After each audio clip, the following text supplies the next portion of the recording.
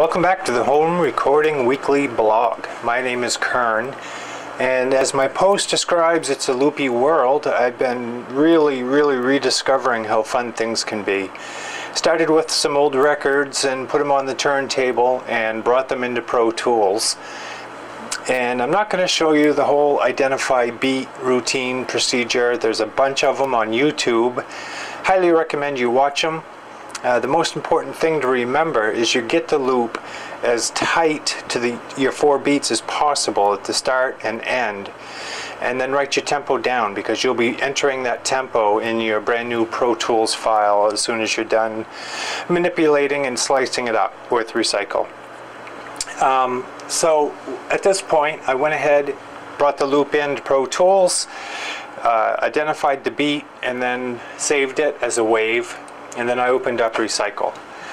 Recycle is a gift. It allows us to slice up our samples where we want them. Here's the sample. You hear how it has a snare and then a little organ. So I might want to put another slice here. Now what that does is when you open your MIDI instrument that's going to play this Rex file, is that this first sample will be one key on my MIDI keyboard, or it'll be one slice, and then this will be a slice, and then the organ part will be a slice.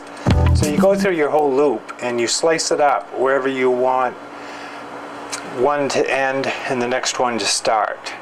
And then you save it as a Rex file or a Rex2 file, whichever format you're using for Reason.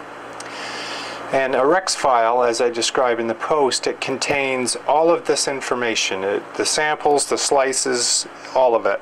And it's really one of my favorite file types to use. So once that's done, you save it as a Rex file, and then you open up your Pro Tools file, a brand new one, and make sure you enter in your time that you found for identify your beat. So here's my sample, and I'm just going to play the sample soloed.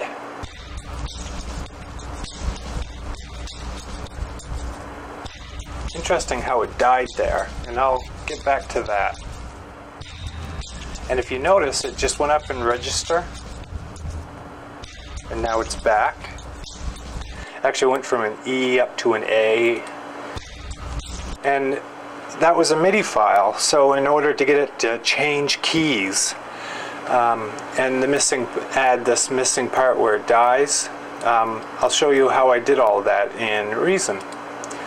So I actually brought up a new Pro Tools file and I timed it with the tempo that I wrote down, and then I just opened up a bunch of blank stereo tracks and inserted Reason.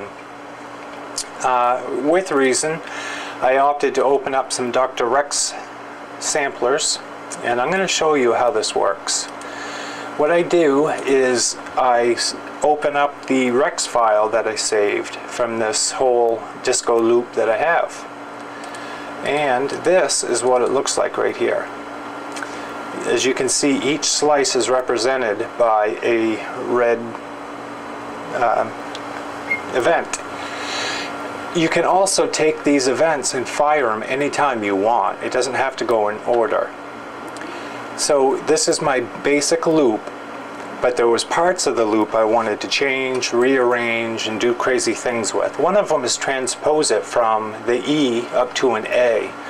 So I would find the guitar MIDI slices, and I'd copy paste the whole part of it, and then what I would do is make a brand new Dr. Rex. As you can see here, I would copy and paste all of this original into the second.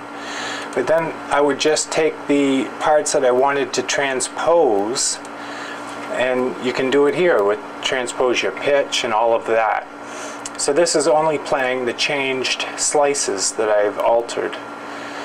And same goes for my chord, my bridge, my B, and then a certain guitar part in here that I called Waka Waka, because it's like an old disco sound.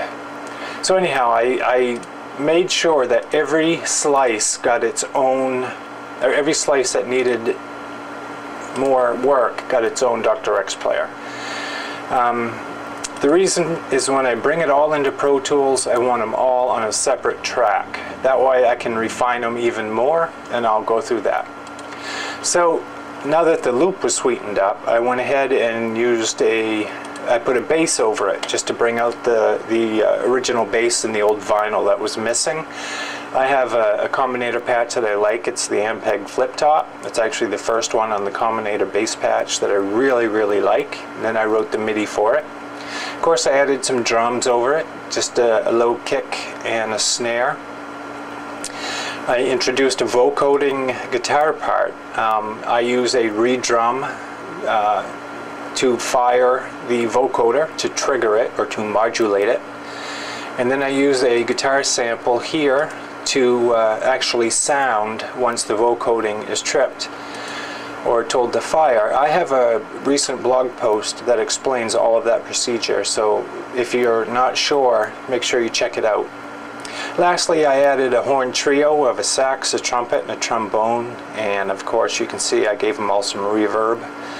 So this is all on top of the original loop that I've altered. And then I brought each one into its own track on Pro Tools. So now I got the timing right, I got everything mixed the way I want it, and I have individual parts placed on top. So here's my loop soloed, just the original loop that I've manipulated.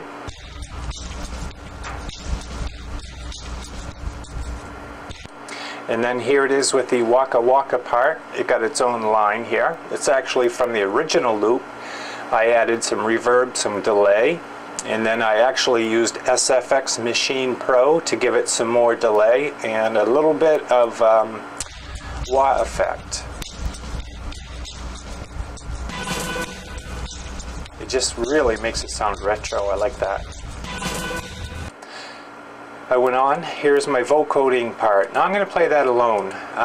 It did sound like a guitar from the sample, but I went ahead and added Amplitude 3 and added some guitar effects amp simulator to it.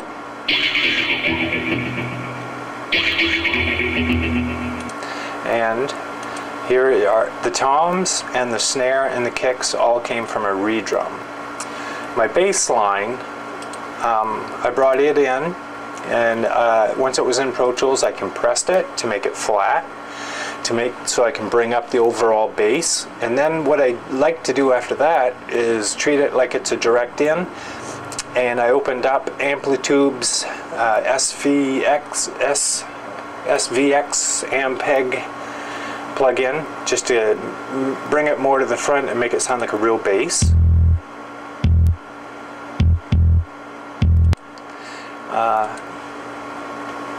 Lastly is I put them all together. So let me get rid of all the solos. Okay, here's the loop all by itself. And then here is the loop with all of the lipstick, as I call it, on. All this is from Reason. It's got its own track, but then I sweetened it even more with my plugins.